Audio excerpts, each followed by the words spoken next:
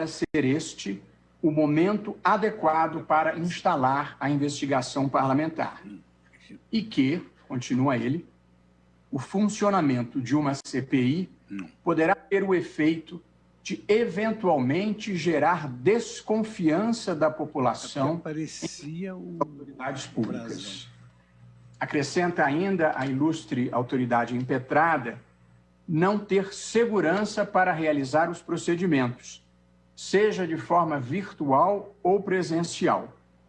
E conclui, por fim, tratar-se de decisão que, aspas, dadas as circunstâncias concretas, tem caráter interna corporis, fecho aspas, dentro do seu poder de agenda, e que, por essa razão, aspas novamente, deve ser estritamente reservada ao juízo político do presidente do Senado Federal, fecho aspas.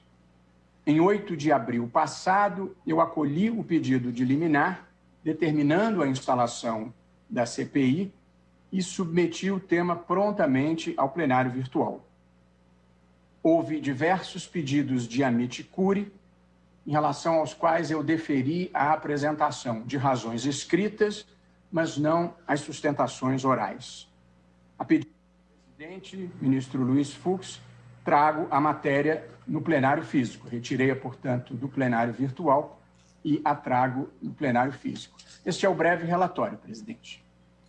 Muito obrigado, ministro Luiz Roberto Barroso, pelo relatório objetivo, mas preciso.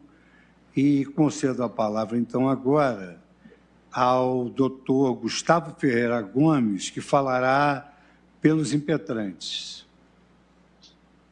Muito obrigado, senhor excelentíssimo senhor ministro-presidente, nobre Corte Constitucional, Pátria, a quem saúdo na pessoa do excelentíssimo ministro relator, nobre representante do parquê, que exerce muito bem sua atividade fiscalizatória, tanto no TSE como lá esteve, quanto aqui no STF, demais colegas que estão nessa sessão. Excelências, no espírito do relatório muito bem posto pelo nobre relator e também da sua liminar concedida, a nossa tentação também será bastante objetiva. Excelências, James Madison, no século XVIII, já dizia: se os homens fossem anjos, não precisaríamos de governo. Mas ele alertava que, justamente por não sermos anjos, é necessário haver um governo e mais, que esse governo exerça dentro dele um controle. Por isso há a tripartição de poderes, por vezes, com todas as vênias, olvidada por alguns. Cabe, sim, ao Executivo ser o representante da vontade majoritária. Cabe ao Poder Judiciário, e especialmente à Corte Constitucional, como o STF, garantir o equilíbrio das normas. E cabe ao Parlamento seu espaço de atuação contra a majoritária. A atuação das minorias é no âmbito parlamentar. Ciente disso, o legislador constituinte originário especificou que para a formatação de uma CPI era necessário apenas 3 requisitos: 1/3 dos votos dos integrantes daquela casa legislativa, um objeto determinado e prazo de duração. Todos esses requisitos foram cumpridos no requerimento da presente CPI, a qual, por lealdade processual, cabe informar que ontem mesmo o presidente do Senado fez a sua sessão de instalação virtualmente. Aliás, como nós, excelências, estamos fazendo esse julgamento tão importante e outros tantos julgamentos importantes de forma virtual, sem prejuízo ao bom andamento dos trabalhos. Não cabe, com todo respeito ao excelentíssimo senhor presidente do Senado, o arbítrio pessoal de definir ou não a oportunidade de uma CPI. Se assim fosse, nunca a atuação das minorias poderia se efetivar no jogo político. E não teríamos uma democracia efetiva, mas uma imposição tirânica de um grupo majoritário, naquele momento, ao grupo politicamente minoritário. Por isso, rogamos que seja confirmada a liminar concedida para a efetiva instalação da CPI e seu funcionamento, como prevê o inciso 78 do artigo 5º da Constituição da República, que por vezes é chamado de princípio da celeridade da decisão judicial, mas o mais adequado é ser o princípio da efetividade. De forma como esse tribunal, de maneira efetiva, decidiu liminar, marcou esse julgamento, coloca para análise de Vossas Excelências, a quem confiamos plenamente na sabedoria jurídica, na serenidade e na seriedade das decisões, para que haja confirmação integral da liminar e, no sentido, sem que isso represente, evidentemente, uma intervenção ao funcionamento interno do Senado, a sua instalação e funcionamento dentro das condições possíveis no momento pandêmico. Não precisamos falar dos números horríveis da pandemia, são conhecidos de todos. Não precisamos falar da falta de um norte com todas as vênias do governo federal. No período de 1 ano de pandemia, tivemos 4 ministros da saúde diferentes. É necessário, e a CPI tem essa função, de poder investigar, avaliar e também orientar. Não é apenas um papel de perseguição, como alguns acreditam, mas é um papel mais longe ainda de poder auxiliar e apontar os erros. Não se faz a democracia apenas com aplausos e com índices de popularidade. A se faz com crítica, com um posicionamento firme daqueles que estão, não no poder, exercendo o papel de oposição. Como Canutilho bem lembra em sua obra clássica do Direito Constitucional, a garantia das minorias políticas é a garantia da própria Constituição. Por isso, rogamos, com respeito, e sempre temos essa nobre casa, que seja integralmente confirmada a liminar anteriormente concedida, também dentro do espírito da segurança jurídica. Essa é a nossa tentação. Muito obrigado, excelências. Gustavo Ferreira Gomes. Concedo a palavra agora à Sua Excelência, doutor Humberto Jacques de Medeiros, vice-procurador-geral da República. Som. Olá, muito boa tarde. É uma satisfação enorme estar nesta sessão representando o Ministério Público Federal. Um prazer rever a todos os senhores e as senhoras ministras e ministros em mais este caso da história de julgamentos desta Corte. Por dever de justiça, ministro Barroso, eu gostaria de lembrar à Corte o item 8 da sua decisão original, onde, com uma nota prévia, Vossa Excelência esclarece que pretendia ter trazido isso ao plenário e que não foi possível naquele exato momento, por conta da discussão da pauta naquele dia que envolvia, salvo engano, questões de liberdade religiosa, e que essa decisão foi tomada no plenário virtual imediatamente logo após, e que só não foi julgada no plenário virtual porque houve destaque para o plenário físico. Destaco isso para demonstrar a absoluta correção do procedimento na condução deste processo e que, de forma e em momento algum, houve qualquer pretensão de subtração desse tipo de decisão delicada do colegiado da Corte. Isso foi sempre monocrático pela premência e pelas impossibilidades, mas na primeira oportunidade que surge é trazido ao colegiado do tribunal. Esse comportamento não me cabe louvar, mas me cabe registrá-lo, o que demonstra a absoluta correção, o que demonstra que não há nenhum ponto de tensão ao redor da motivação do móvel para a adoção dessa decisão. O segundo ponto, ainda, que o Ministério Público gostaria de exaltar quando se discute essa liminar, é de que estamos aqui, de um lado, a apreciar um direito líquido, é um mandado de segurança, um direito líquido e certo das minorias parlamentares, de um lado, e o que é absolutamente legítimo por esse veículo que se seja deduzido, e, por outro, se está a avaliar qual é o nível da extensão da vinculação constitucional ao ato de instalação de uma CPI. Ou seja, esse ato é um ato constitucionalmente vinculado e a aparente dissonância entre as autoridades desse mandado de segurança diz apenas e tão somente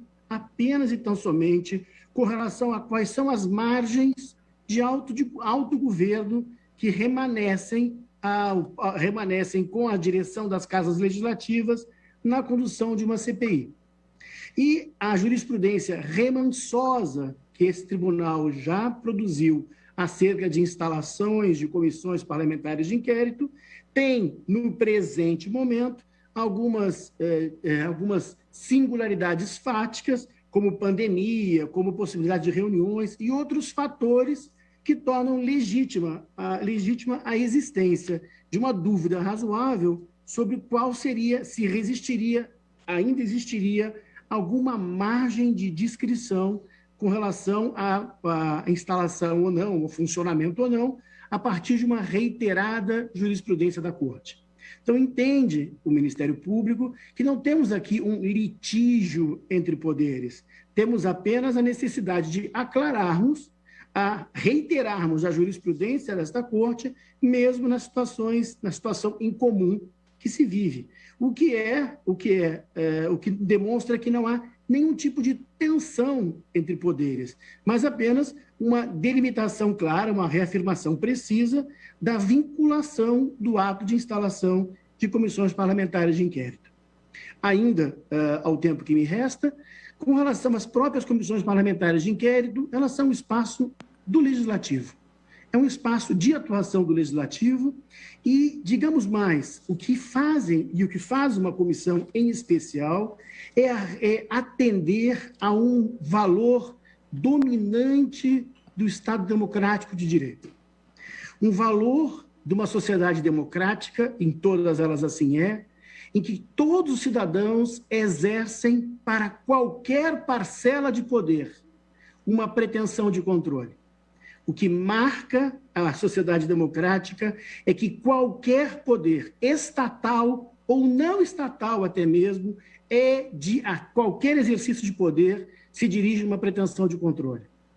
Ministro Fachin, o senhor deve se lembrar do velho Código Civil com o pátrio poder, a condição com que nós fomos filhos e o poder de pais, e hoje, o quanto o poder que os pais exercem tem que estar constantemente legitimado por fundamentação da sua autoridade com relação aos seus filhos.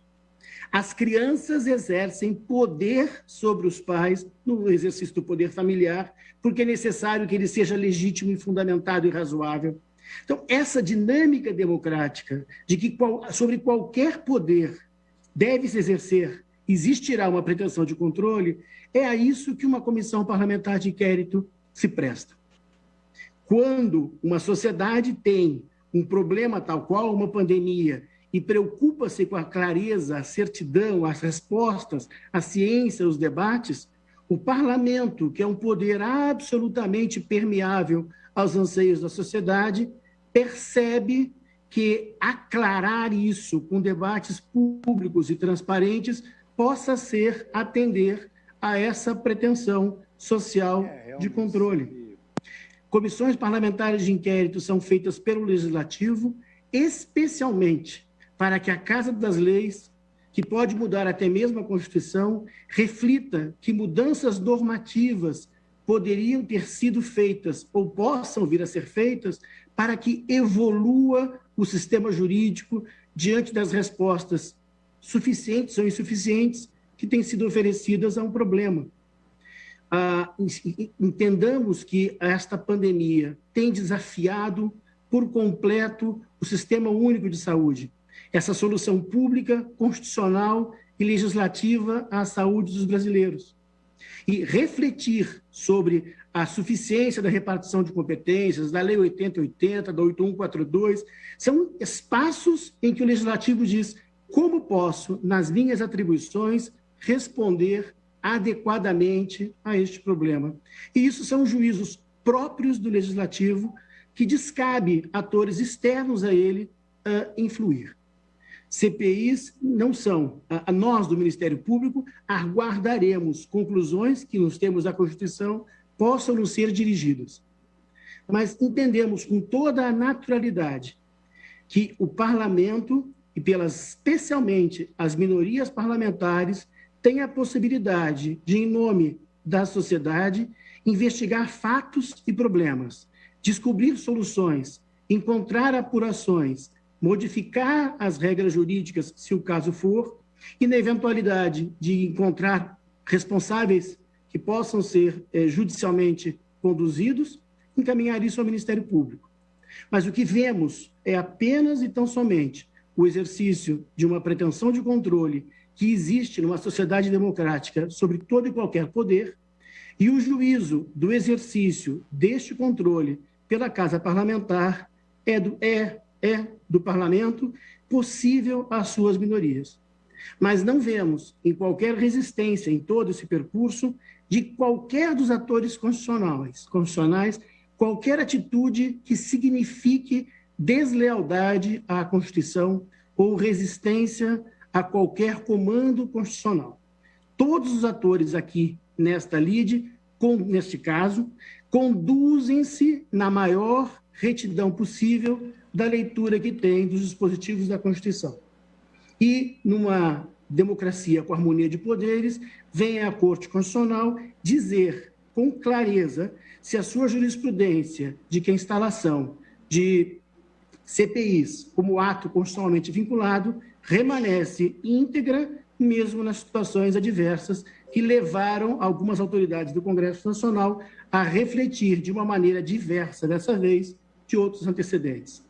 Entende o Ministério Público que a liminar é correta, adequada e coerente, as mudanças fáticas não justificam a alteração da jurisprudência e que o Senado Federal, prudentemente, já se dirige na direção de atender à pretensão social de controle, examinando sobre os poderes exercidos da pandemia pelo Sistema Único de Saúde, uma revisão por uma casa democraticamente eleita que tenha a pluralidade de olhares e a capacidade de tirar conclusões que iluminem o problema e reorientem, eventualmente, o funcionamento do Estado em casos que tais.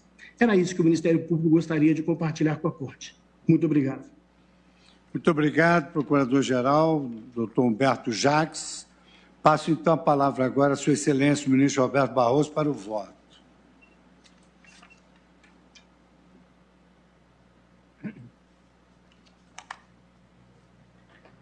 Presidente, cumprimento a todos uma vez mais, cumprimento ao ilustre advogado, doutor Gustavo Ferreira Gomes, que esteve na tribuna, cumprimento o nosso muito estimado vice-procurador-geral da República, doutor Humberto Jacques, e passo ao voto, presidente, que procurei fazer simples e objetivo, como considero ser a questão em discussão. Esclareço antes, apenas reiterando aos colegas e ao público em geral, que eu recebi as informações prestadas pelo Senado Federal, ao receber o mandado de segurança. O relator pede informações à autoridade impetrada. Eu as recebi na última terça-feira, dia 6 de abril. Já vinha analisando a questão e na quarta-feira, dia 7 de abril, eu elaborei a decisão liminar acolhendo os fundamentos da impetração. Embora medida liminar em mandado de segurança, como sempre realça o ministro Marco Aurélio, não dependa de ratificação, todos sabem, porque é pública e notória a minha posição de que as questões institucionalmente relevantes devem ser decididas colegiadamente, e eu, evidentemente, considero que esta é uma questão institucionalmente relevante. Por isso, eu não liberei a decisão na quarta e aguardei para, na quinta-feira, colocá-la em mesa. Cheguei a falar com o nosso presidente, mas a verdade é que a sessão se prolongou pela complexidade do julgamento que envolvia os cultos religiosos e, por isso, não pude trazê-la em mesa. Pedi, então, ao eminente presidente, na ocasião, que me permitisse trazer a decisão nesta sessão de quarta-feira. E eu liberaria a liminar na própria quarta pela manhã para que fosse confirmada ou não na quarta à tarde. O presidente Luiz Fux, com a fidalguia de sempre, gentilmente me explicou que já havia um caso complexo para julgamento hoje, o que evidentemente é verdade, e que me pediu que deixasse para outra ocasião. E, portanto, a situação ficou assim. Hoje e amanhã, certamente, o plenário seria tomado pelo julgamento dos habeas corpus afetados pelo ministro Luiz Edson Fachin. A próxima quarta-feira é feriado. Portanto, eu ficaria 15 dias com essa decisão na gaveta, o que refoge totalmente ao meu modo de trabalhar. De modo que, então, me vi na contingência de proferi-la monocraticamente e colocá-la imediatamente no plenário virtual, que foi o que fiz, de onde só tirei diante do pedido do presidente, que reavaliou a situação e achou melhor discutirmos em plenário essa matéria. Por isso, dou a explicação aos colegas e ao público em geral da razão pela qual, numa questão importante assim, proferiu uma decisão monocrática. A hipótese, presidente, já foi relatada e aqui é um mandado de segurança impetrado por senadores da República com o objetivo de ser instalada uma comissão parlamentar de inquérito para, e este o fato determinado, aspas, apurar as ações e omissões do governo federal no enfrentamento da pandemia da Covid-19 no Brasil e, em especial, no agravamento da crise sanitária no Amazonas, com a ausência de oxigênio para os pacientes internados. O requerimento de instalação da CPI é assinado inicialmente pelo senador Randolfo Rodrigues, seguido do número de assinaturas que supera 1/3 do Senado Federal. Não há, tratando das questões preliminares, que são muito simples, não há dúvida jurídica acerca da legitimidade ativa dos impetrantes, do seu direito de propositura, nem tampouco do cabimento do mandado de segurança. Na hipótese, a jurisprudência do Supremo Tribunal Federal, quanto a ambos os pontos, é pacífica. Parlamentar que tenha subscrito o requerimento de CPI pode postular a sua instalação e o mandado de segurança é via própria para fazê-lo. A alegação do Senado Federal de que não há prova pré-constituída do requerimento de instalação da CPI, com todas as vênias, não pode prevalecer, além de se tratar de fato notório, foi mais de uma vez reconhecido publicamente pela autoridade impetrada e, ademais, os impetrantes trouxeram cópia do requerimento. E, por fim, a propriedade da atuação do Supremo nessa matéria, o controle judicial de atos parlamentares, quando se trate de proteger direitos e garantias de índole constitucional, está previsto esse controle na própria Constituição. Nas democracias, a Constituição institucionaliza e limita o exercício do poder político. E na maior parte das democracias, é a Suprema Corte ou o Tribunal Constitucional que interpreta adequadamente esses limites. Diversos países do mundo vivem hoje uma onda referida como recessão democrática. Exemplos conhecidos são Hungria, Polônia, Turquia, Rússia, Geórgia, Venezuela, para citar apenas alguns. Todos eles, sem exceção, assistiram processos de ataques e esvaziamento dos seus tribunais constitucionais. Quando a cidadania daqueles países despertou, já era tarde.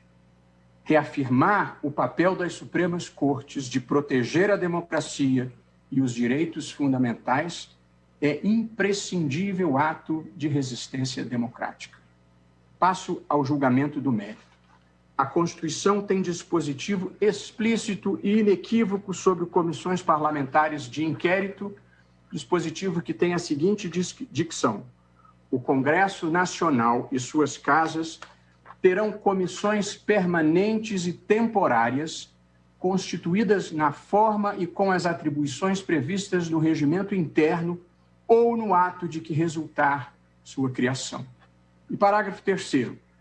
As comissões parlamentares de inquérito, que terão poderes de investigação próprios das autoridades judiciais, além de outros previstos nos regimentos das respectivas casas, serão criadas pela Câmara dos Deputados e pelo Senado Federal, em conjunto ou separadamente, e aqui o ponto central, mediante requerimento de 1/3 dos seus membros para a apuração de fato determinado, e por prazo certo, sendo suas conclusões, se for o caso, encaminhadas ao Ministério Público, para que promova a responsabilidade civil ou criminal dos infratores.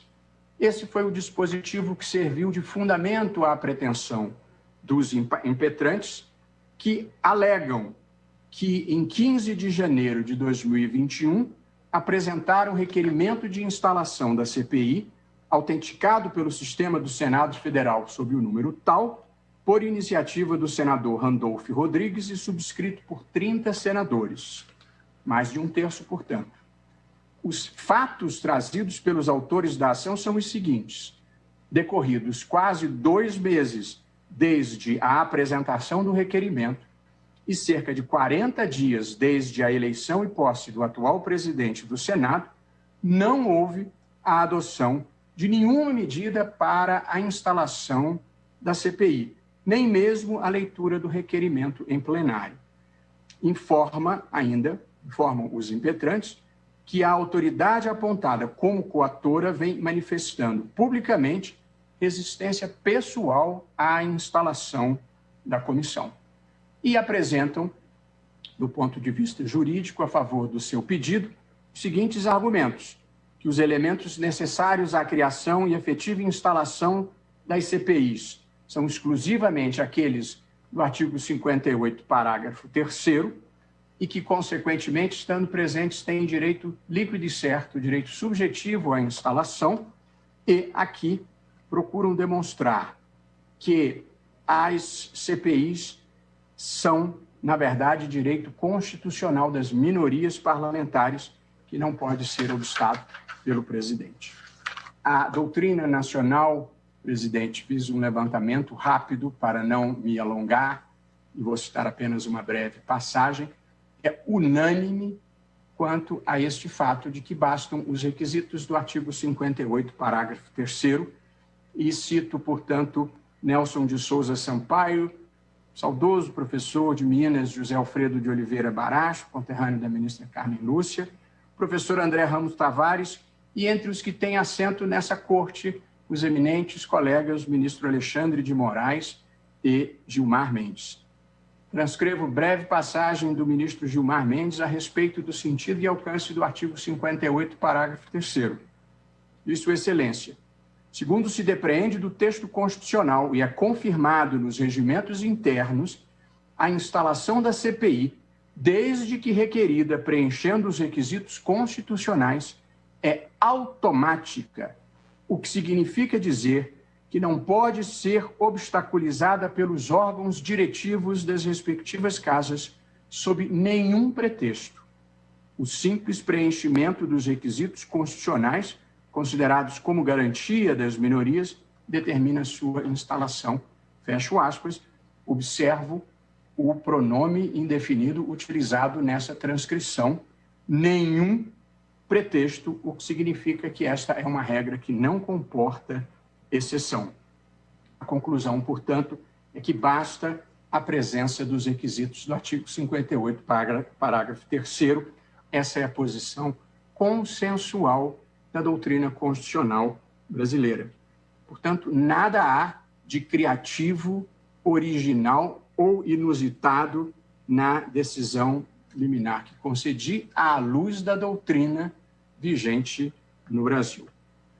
Quanto à jurisprudência, o tema aqui debatido já foi objeto de apreciação pelo Supremo Tribunal Federal em diversas ocasiões, inclusive com a participação de componentes atuais do nosso plenário. E todas as decisões foram no mesmo sentido.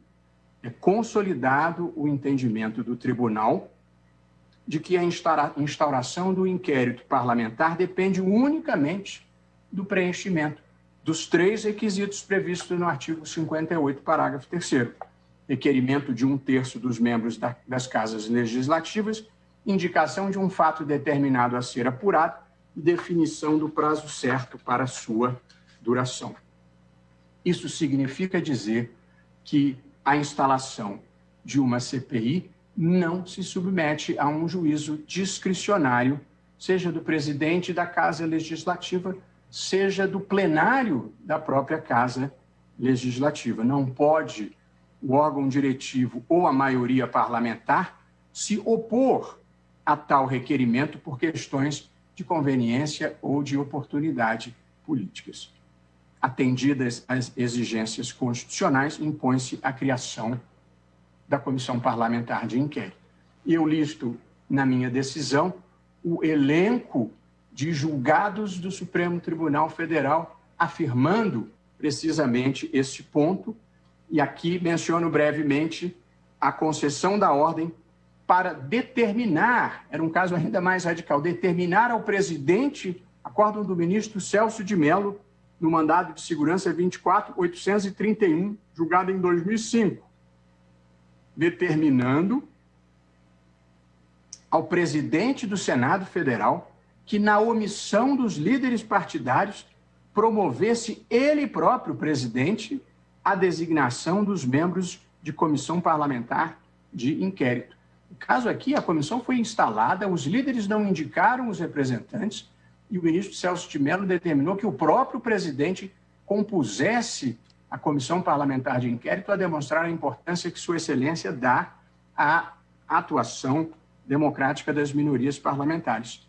Em seguida, historicamente, em 2006, um outro julgamento da relatoria do ministro Eros Grau reconheceu a inconstitucionalidade de dispositivo de Constituição Estadual que previa a submissão do requerimento de instalação de CPI ao plenário da Casa e, no acórdão do qual leio breve passagem, se assentou a garantia de instalação da CPI independe de deliberação plenária, seja da Câmara, do Senado ou da Assembleia Legislativa. Não há razão, escreveu o ministro Eros Grau, para a submissão do requerimento de constituição de CPI a qualquer órgão da Casa Legislativa. Os requisitos indispensáveis à criação das comissões parlamentares de inquérito estão dispostos estritamente no artigo 58. E, finalmente, presidente, o leading case nessa matéria, mandado de segurança 26441, da relatoria do ministro Celso de Mello, cuja integridade, talento e altivez ainda pairam para bem nosso nessa casa. E Sua Excelência, e aqui em homenagem ao Celso, eu leio um parágrafo inteiro da decisão dele, porque aqui se assentou a diretriz a ser seguida no tribunal nessas questões. Diz o ministro Celso: a norma inscrita no artigo 58, parágrafo 3º da Constituição, destina-se a ensejar a participação ativa das minorias parlamentares no processo de investigação legislativa, sem que, para tanto, mostre-se necessária a concordância das agremiações que compõem a maioria parlamentar.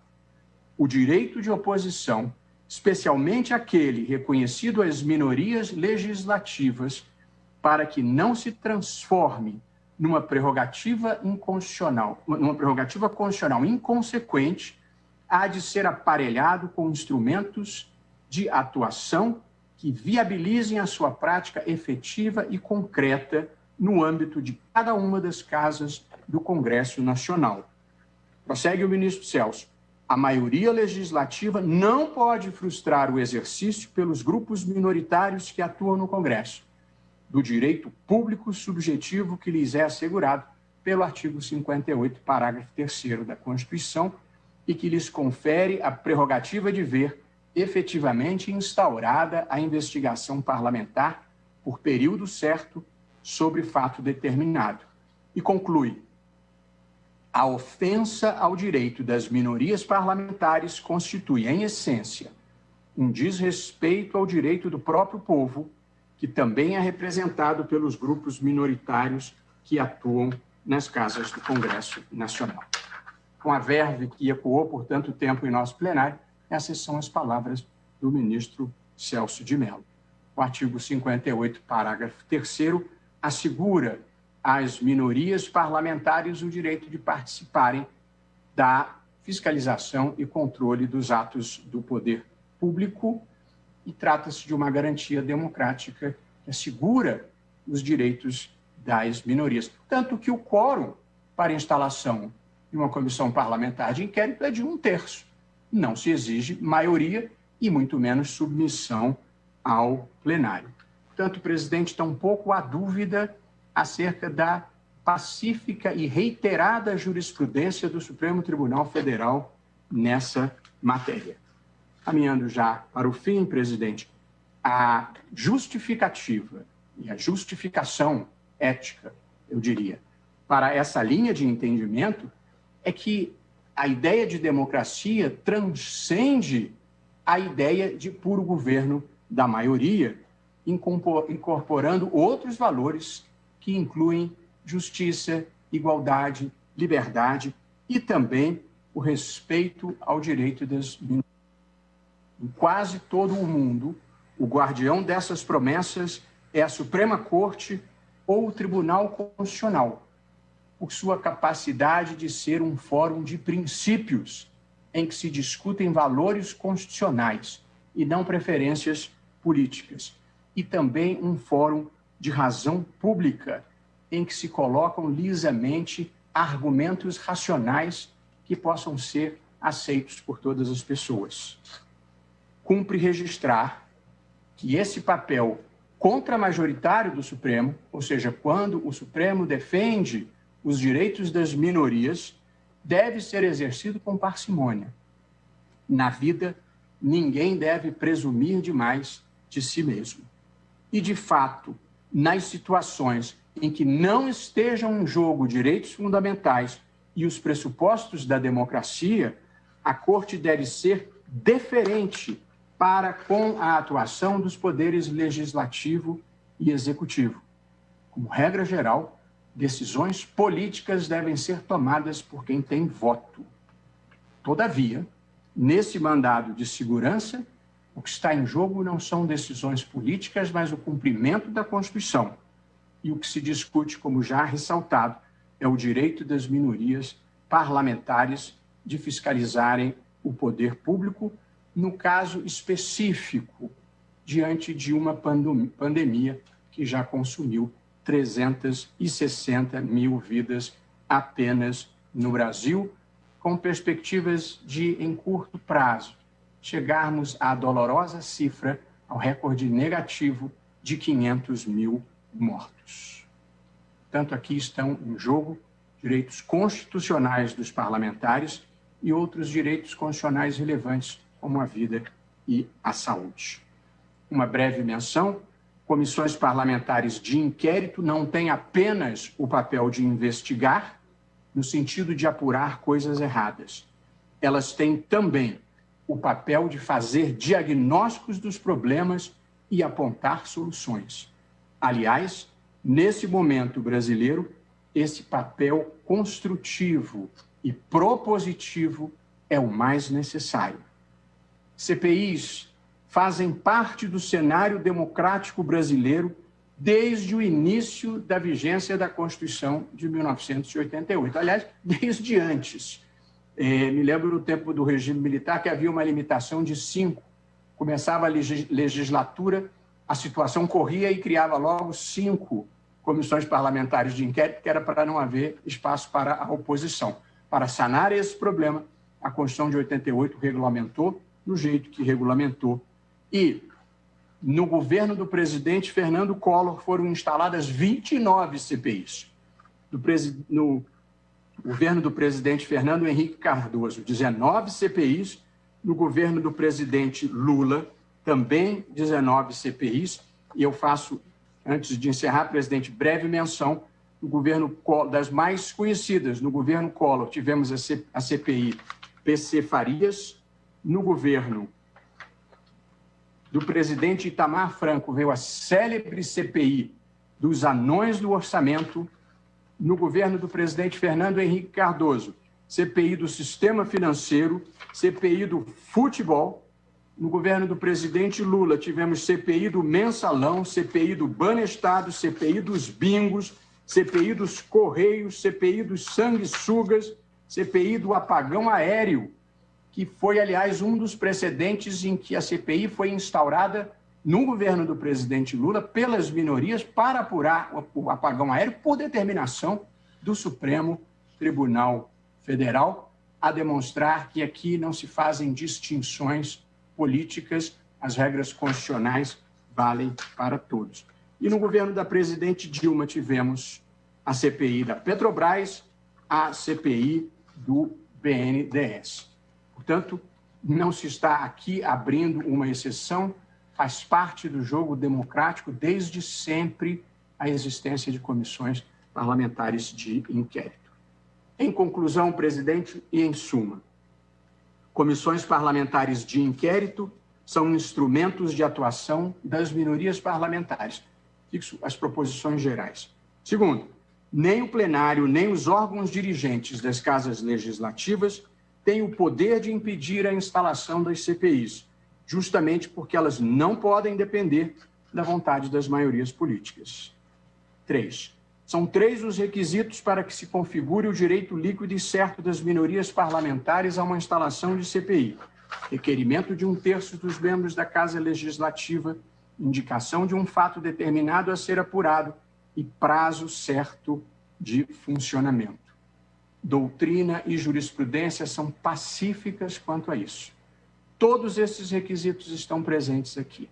Não havia alternativa para o Supremo Tribunal Federal senão deferir o pedido, porque isso é o que determina a Constituição Federal. Diante do exposto, eu voto pela ratificação da decisão que deferiu o pedido liminar para determinar ao presidente do Senado Federal a adoção das providências necessárias à criação e instalação de comissão parlamentar de inquérito na forma do requerimento.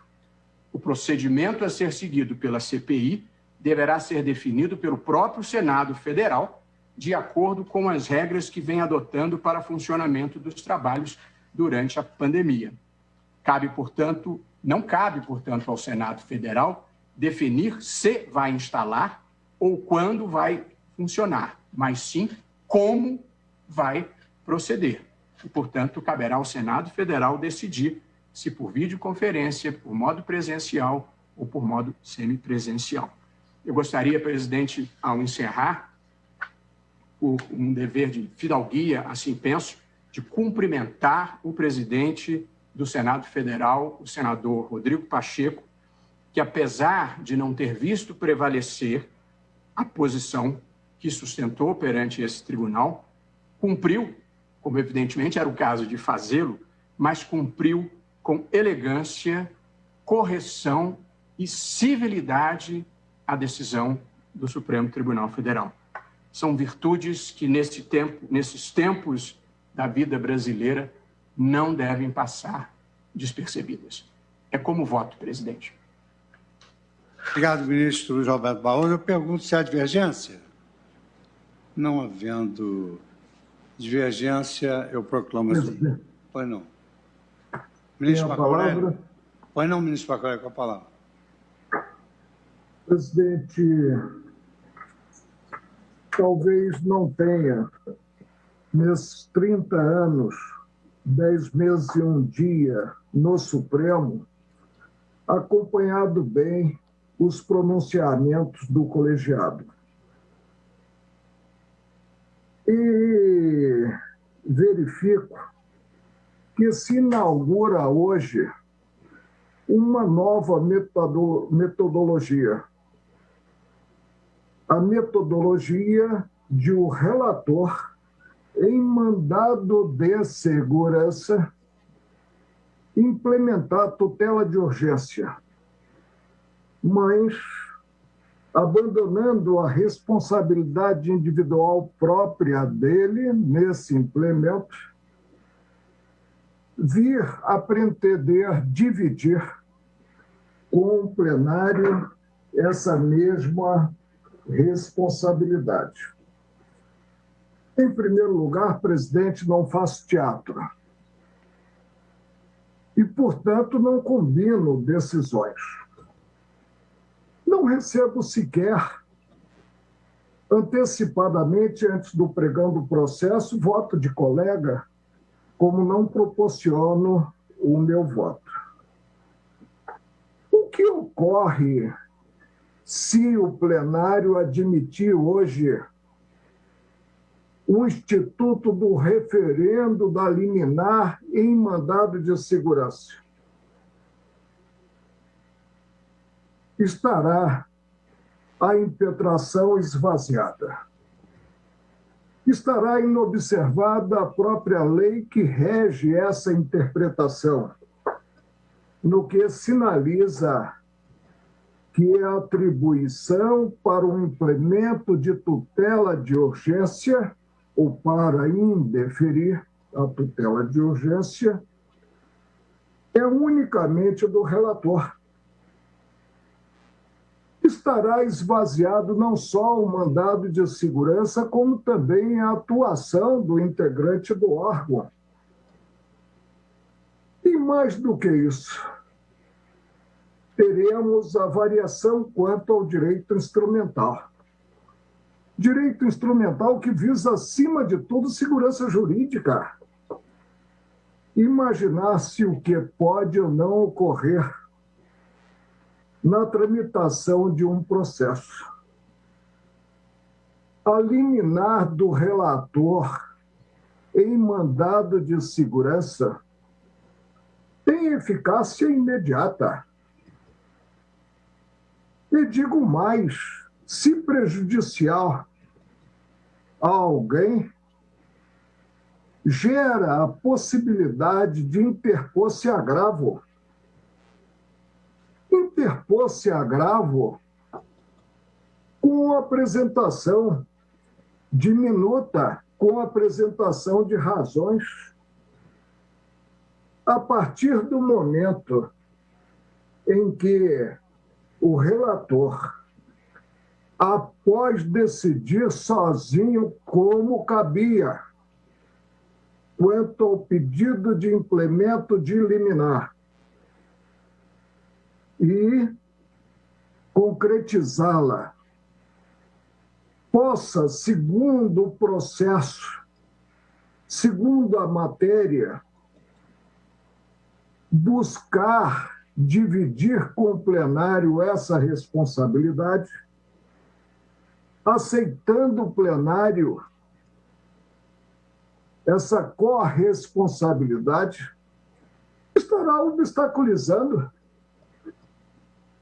a interposição de recurso contra a decisão do relator, sem ouvir parte interessada, estará colocando em segundo plano o devido processo legal. E o Supremo não pode simplesmente adotar a máxima popular. Faço o que eu digo, mas não faça o que eu faço. Não pode estabelecer regras processuais aplicáveis apenas no respectivo âmbito e ao sabor do entendimento do relator. Imaginemos distribuído a mim, e sinto muita vontade em pronunciar-me, que fui o primeiro a dizer que a decisão do ministro Luiz Roberto Barroso, não imaginando, claro, que viria a apreciá-la nessa revisão de ofício proposta por Sua Excelência, mostrou-se afinada com a lei das leis, com a Constituição Federal. Mas não cabe. Se distribuído a mim um mandado de segurança, implementaria a liminar e aguardaria inconformismo por quem direito, mediante o instrumental próprio, o agravo. Mas como houve a distribuição, e aí a distribuição passa a ter um sabor lotérico, ao colega A ou B, o colega A ou B não aguarda a manifestação de inconformismo e, partindo da concepção de que seria interessante a manifestação do plenário, traz o ato para obter essa mesma manifestação. Em 2020, no mês de maio, presidente, eu propus uma emenda regimental. Mas, pelo visto, essa proposta foi perdida de vista. Ela não foi apreciada até hoje pelo colegiado. Em que sentido seria a alteração regimental? Para inserir-se no regimento interno que, em se tratando de tutela de urgência formalizada contra ato de poder, enquanto poder, na atuação precípua do poder, a incumbência fosse não individual, mas fosse do colegiado. Mas essa proposta ficou engasgada. O tribunal talvez tenha preferido, né, pensar casos, como se possível, no âmbito do direito instrumental, que contém normas imperativas, dizer que certa norma é aplicável a este caso, mas não é aquele. Não tenho como, presidente, pronunciar-me a respeito. Não me cabe referendar ou deixar de referendar uma liminar que, ante o noticiado pela imprensa, já surtiu efeitos, porque o presidente do Senado retirou da gaveta, e não devia ter colocado na gaveta, segundo o ministro relator, e todos nós pensamos assim, uma proposta da minoria para a constituição da Comissão Parlamentar de Inquérito. Assento, portanto, que não me cabe referendar ou deixar de referendar a liminar concedida pelo ministro Luiz Roberto Barroso. E vou reafirmar uma profissão de fé. Processo, para mim, não tem capa. Processo, para mim, tem unicamente conteúdo. Hélio. Presidente. Sim. Ministro Gilmar Mendes pede a palavra. Está com a palavra. Eu gostaria de cumprimentar o ministro Barroso por essa iniciativa que Sua Excelência tão bem descreveu, de ter tentado trazer a matéria a plenário desde o início e depois, diante de todas as circunstâncias, ter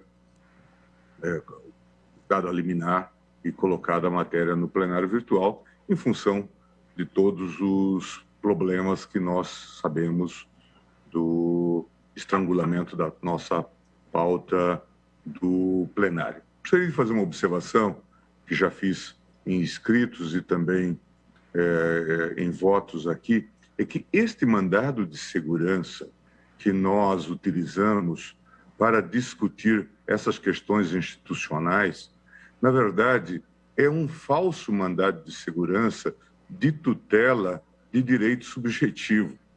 A rigor, nós precisamos da categoria de direito subjetivo para descrevermos o que na doutrina estrangeira e mesmo na jurisprudência estrangeira se trata de um conflito entre órgãos. Isto foi uma construção que o tribunal desenvolveu ao longo dos anos para dizer, por exemplo, que cabe mandado de segurança contra a tramitação de emenda constitucional que afete as cláusulas pétreas. Uma forma, portanto, de fazer aquilo que no processo constitucional alemão chama de Organstreitigkeiten. Por isso que essa matéria assume uma grande relevância institucional. E por isso, de fato, tem que haver, a meu ver, um pronunciamento do plenário. Aqui não se está mandando o presidente do Congresso reintegrar um servidor ou fazer uma revisão de licitação, mas nós estamos falando de questões fundamentais da estrutura competencial do poder. Por isso que me parece, e aí tem razão, acho, o ministro Marco Aurélio ao dizer que esse tipo de matéria tem que necessariamente vir ao Pleno. E eu diria mesmo que antes mesmo de uma liminar. Não vou repassar aqui incidentes que nós já tivemos ao longo do tempo por conta exatamente desse tipo possível de enfrentamento. A afirmação de que a decisão não é do Supremo, mas apenas de um dos seus ministros, gerando constrangimentos que nós sabemos com grande repercussão histórica. Então, eu gostaria de refazer essa colocação, lembrar que, de fato, nós fazemos aqui um construto teórico para dizer que estamos tratando de direito subjetivo público e quando, na verdade, nós estamos falando de competência da minoria, de competência da maioria, de prerrogativas institucionais dos poderes em geral, que nós conseguimos canalizar pela via do mandado de segurança. Eu até já brinquei em algum momento que esse mandado de segurança impetrado por parlamentar para a defesa de suas prerrogativas ou de prerrogativas institucionais ministra Carmen Lúcia, um mandado de segurança do B. Na verdade, é um mandado de segurança que trata, de fato, de um conflito de atribuições, de um conflito entre órgãos. Nesse caso, um conflito interno entre órgãos parlamentares. Por isso que eu gostaria de cumprimentar Sua Excelência e subscrever às inteiras os fundamentos do seu voto. O voto do ministro Luiz Roberto Barroso. Vossa Excelência subscreve integralmente os fundamentos do voto do relator? É isso que Vossa Excelência disse? Isso. Pois não. Proclamo, então, o resultado. O tribunal, por maioria, referendou a medida cautelar em mandado de segurança 37, 770, 760, nos termos do voto do relator, vencido Sua Excelência, o ministro Marco Aurélio. Apregou agora para julgamento 3 feitos. Agravo regimental no habeas corpus 193726, procedente do Paraná, relator ministro Edson Fachin. Segundo agravo regimental no habeas corpus 193726, também precedente do Paraná, relator ministro Edson Fachin. E agravo regimental no habeas corpus 193726, também procedente do Paraná e da relatoria do ministro Edson Fachin. O primeiro agravo regimental é agravante do Ministério Público Federal, o segundo agravante Luiz Inácio Lula da Silva e o terceiro agravante Luiz Inácio Lula da Silva. Então, eu passo a palavra ao relator para o relatório. Ministro Edson Fachin, Vossa Excelência tem a palavra para o relatório. Muito obrigado, senhor presidente. Cumprimento Vossa Excelência, ministro Luiz Fux, cumprimento as eminentes ministras Carmen Lúcia e Rosa Weber, cumprimento os eminentes pares, bem como o senhor vice-procurador-geral da República, professor Humberto Jacques, e o doutor Cristiano Zanin, que acompanha, ilustre advogado, que acompanha esta sessão. Senhor presidente e eminentes pares, conforme Vossa Excelência vem de anunciar, são efetivamente 3 agravos regimentais que constituem objeto desse pregão que Vossa Excelência vem de levar a efeito. Apresento, por isso, relatório que abrange as impugnações da decisão recorrida em face dos recursos contra ela interpostos. São recursos que, nada obstante estejam correlacionados, se dirigem a pontos distintos. Um recurso pela Procuradoria-Geral da República e 2 recursos pelos impetrantes contra a decisão proferida em 8 de março. A Procuradoria-Geral da República almeja seja reconhecida a competência abrangente da 13ª Vara Federal da Subseção Judiciária de Curitiba ao processo e julgamento das ações penais que irei adiante referir-me e que estão aqui em pauta, no sentido de matéria subjacente à impetração. Os impetrantes, a seu turno, deduziram 2 agravos. Um, precisamente, sobre o órgão colegiado julgador, questionando a afetação ao pleno, e um outro concernente à prejudicialidade declarada ao final da decisão agravada. Esta decisão, por meio da qual foi concedida a ordem de habeas corpus com fundamento no caput do artigo 192 do Regimento Interno do Supremo Tribunal Federal para declarar a incompetência do juízo da 13ª Vara Federal da Subseção Judiciária de Curitiba ao processo e julgamento da ação penal 504-6512-94, determinando-se, entre outros efeitos correlatos, a remessa dos autos à Seção Judiciária do Distrito Federal, está posta nos seguintes termos, que aqui menciono apenas em síntese, eis que o relatório completo restou publicado na forma do artigo 87 do Regimento Interno desse tribunal e dele dado ciência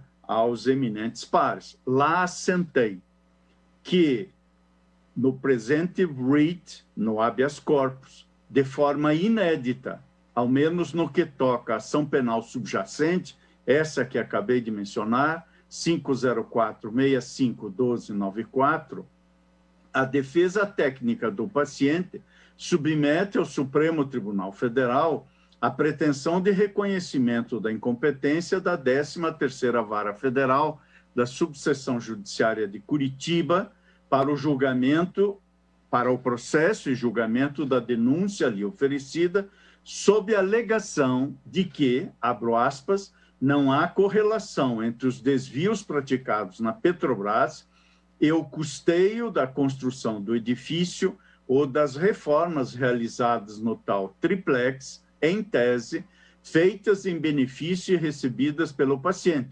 nem tampouco vínculo inerente às imputações julgadas improcedentes, fecho aspas.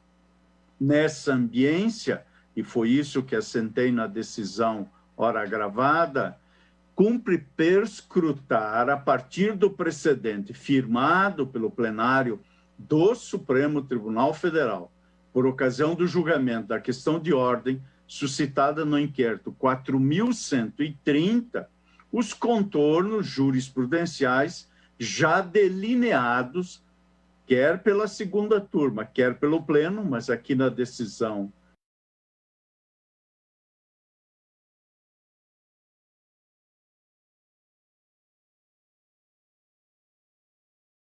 agravada, me referi em primeiro lugar à segunda turma, para a definição da competência da 13ª Vara Federal daquela subseção judiciária no que toca às ações de responsabilização criminal relacionadas à denominada Operação Lava Jato.